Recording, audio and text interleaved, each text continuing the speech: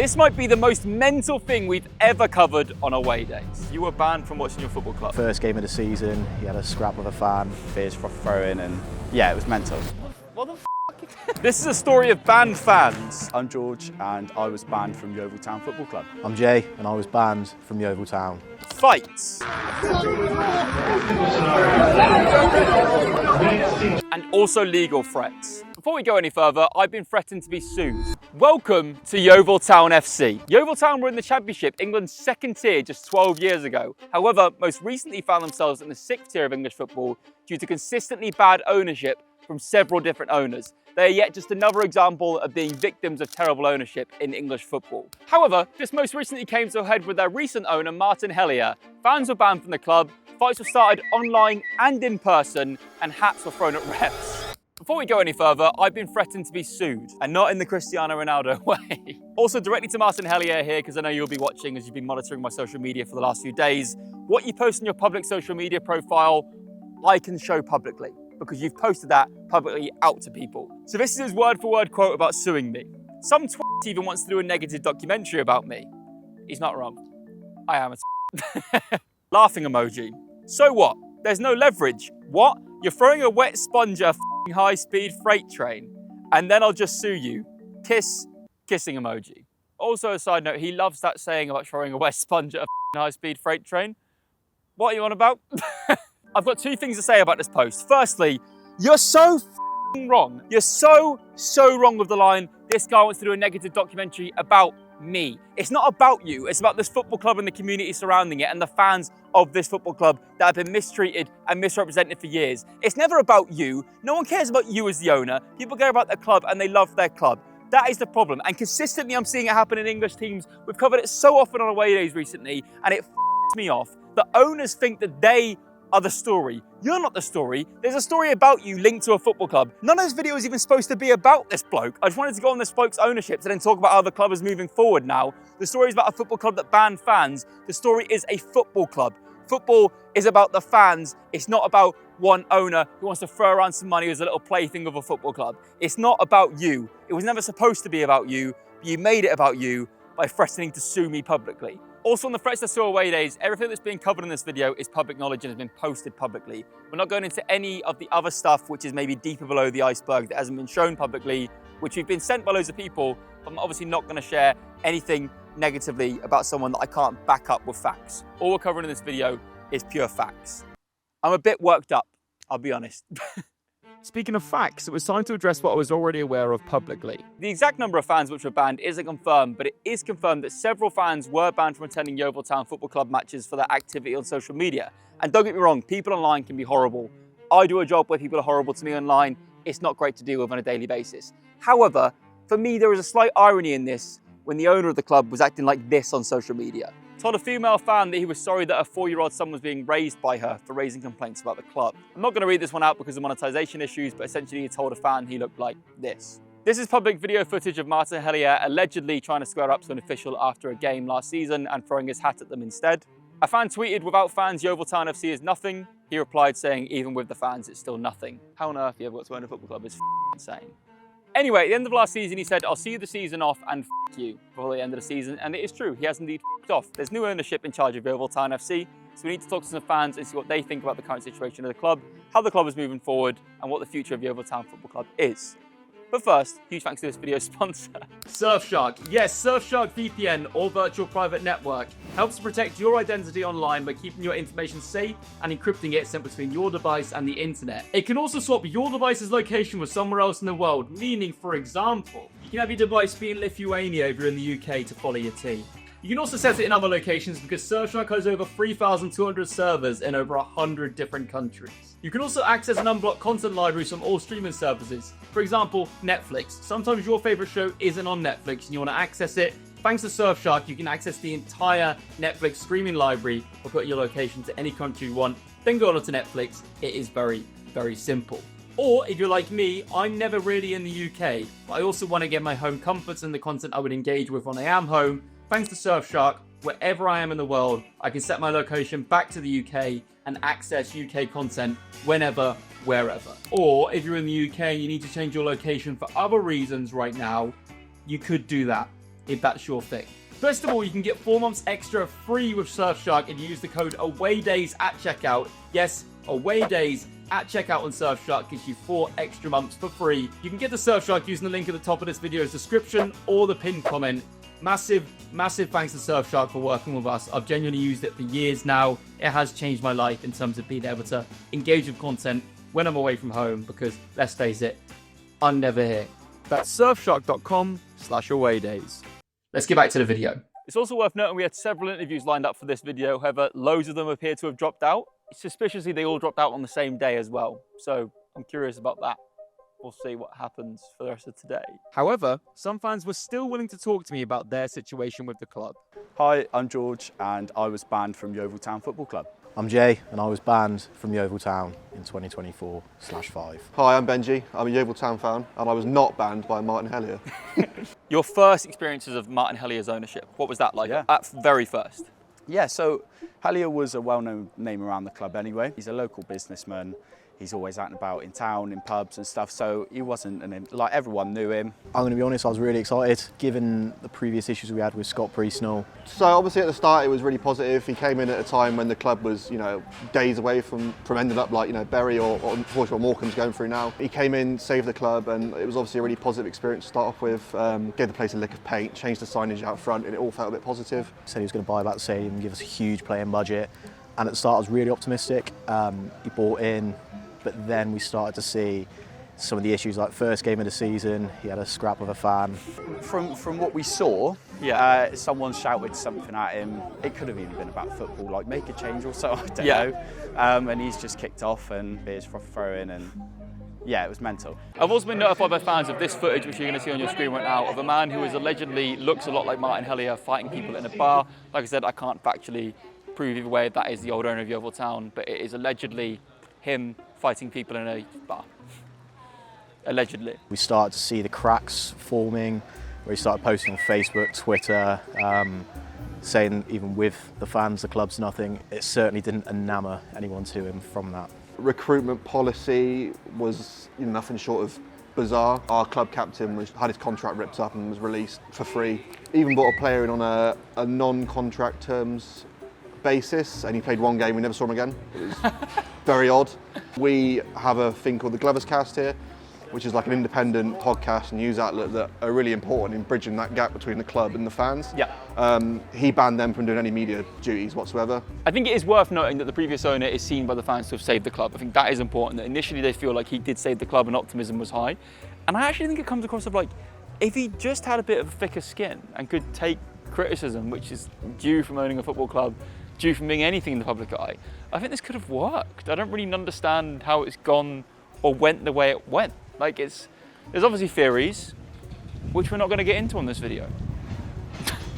So talk me through, you were banned from watching your football club. I was banned from watching my football club. I got a banning order through putting a tweet out. I basically was like saying Martin needs to leave the club. He's got taken us as far as he can.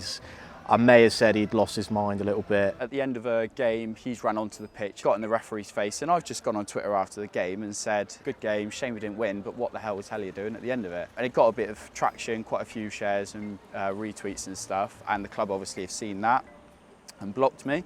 He needs to focus on non-illegal actions rather than like enjoying a beer, that's legal, other things aren't legal. Okay, and that's what your tweet consisted of? That was my tweet. Yeah. Didn't go into any further details, and then a few weeks later I got a banning order. I thought that was the end of it, and then basically a couple of years ago, unfortunately our captain Lee Collins passed away. Someone's made a post about it online and Hellier's just replied, move on. But he's told the fan base to move on from the death of your captain. Yeah, for it to only have been 2 years after, I thought it was disgusting. And I saw quite a few people backing him online, about his tenureship, he should stay. And I've just put on Twitter, look at this. If you think someone like this should stay at the football club and be running it, then I don't think you're a real Yeovil Town fan.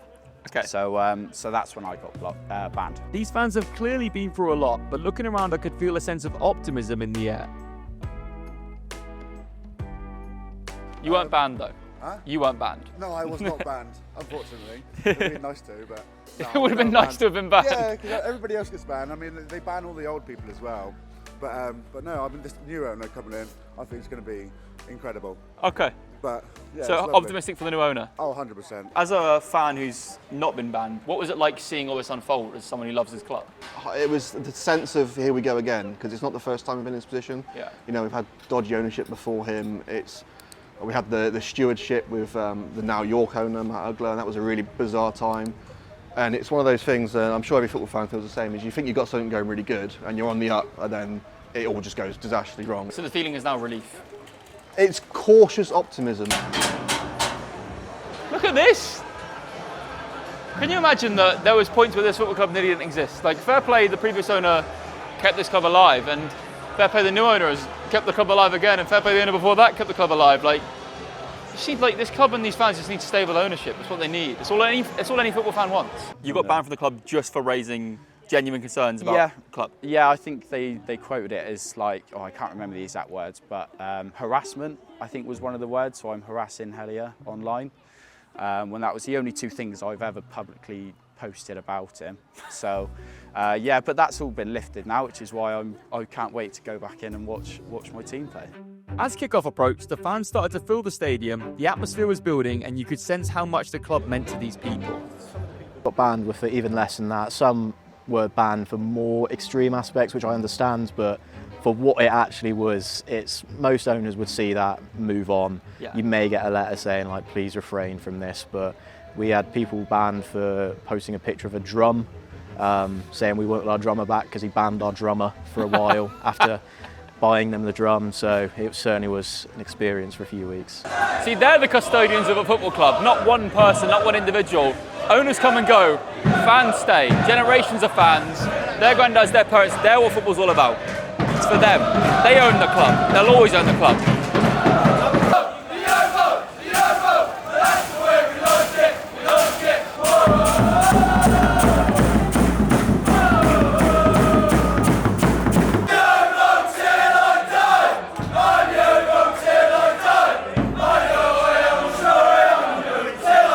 So how long had you been unable to come to games for? Oh, not long. Like it was like March onwards. So I only probably missed 4 or 5 games towards the end of the season. But now the new owners came in, they lifted all the bans. Straight away. That's I got amazing. an email straight away, and I'm straight back in, and I can go watch my team. So. Did you know it was guaranteed your ban would be lifted? Or? No, I had no clue at all. It was very much up in the air, and I saw other individuals who'd been banned start posting theirs after getting an email from now like co-chairman Stuart Robbins, and then lo and behold, I got a nice email too. So here I am, first game back for the season. How good does it feel to be back? Being able to watch the It's team? unbelievable.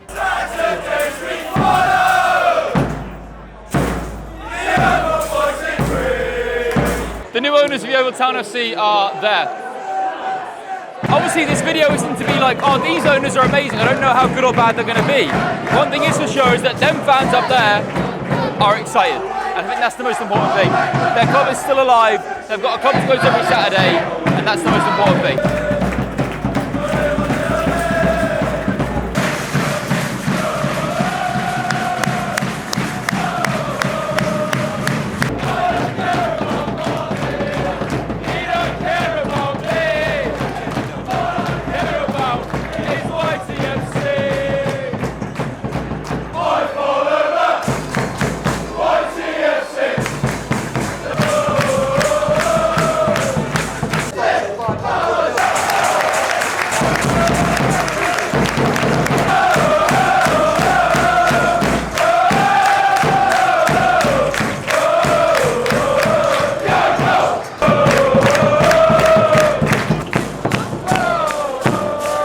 We've got a half-time update from the old owner, and I would never usually do this, but it is the most bonkers thing ever that I'm going to read word for word. It is fantastic. Hashtag YTFC. Daddy's barely left the building and sounds like the first game was a show. Daddy. Daddy. He's made a load of points about the game, which I personally disagree with. Firstly, attendance looks low.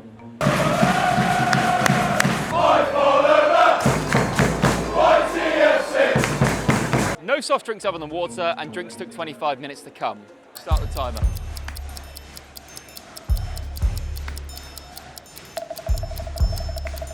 Thank you. What did that take, like 30 seconds? No staff. There's staff everywhere. Guy worth 400 million, according to only Callum Gimp Hallett. PS I owe you a slap. Threatened to slap a fan there. And can't even buy the lettering for the team shirt. Anyway, good luck kids. Don't forget to empty the dishwasher and put the bins out. I'm only haunting the corridors. Even a malevolent spirit like mine wouldn't go into a Magnolia boardroom. Classy. What the f?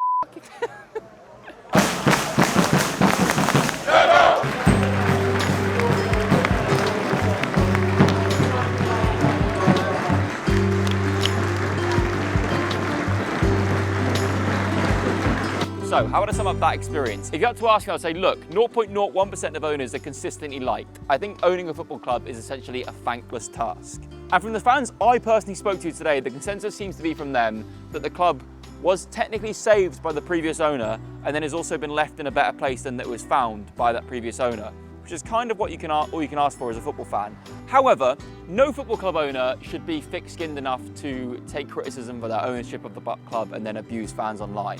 And I get some fans maybe took it too far, but the examples we provide in this video is not that. It was fans criticising the club and an owner then telling them that they don't think their child should be raised by them. So it doesn't really add up. I think that's terrible. I think it's really good that Yeovil have moved on now to new ownership, which hopefully is more steady for them going forward. I can't comment on how that will be going forward. This isn't a fluff piece for new ownership.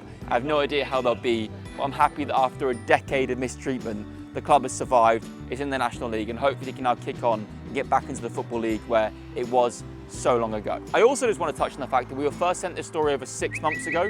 We got spammed with messages about this story and we never wanted to cover it until the club was taken over by new owners, because as I tried to reiterate, it's not about one person. A club is about the fans, it's about moving forward for them. A club is everything to its fans. Like, I am a Leeds fan, and Leeds is everything to me. It's my form of religion. I'm not a religious person, but Leeds fills that void for me. And to football fans, our club is everything. And it's not about one person. One person might own a club, but to me, fans will always own a club. And I get that monetarily the game is changing, the game is really morphing into something which I don't necessarily like.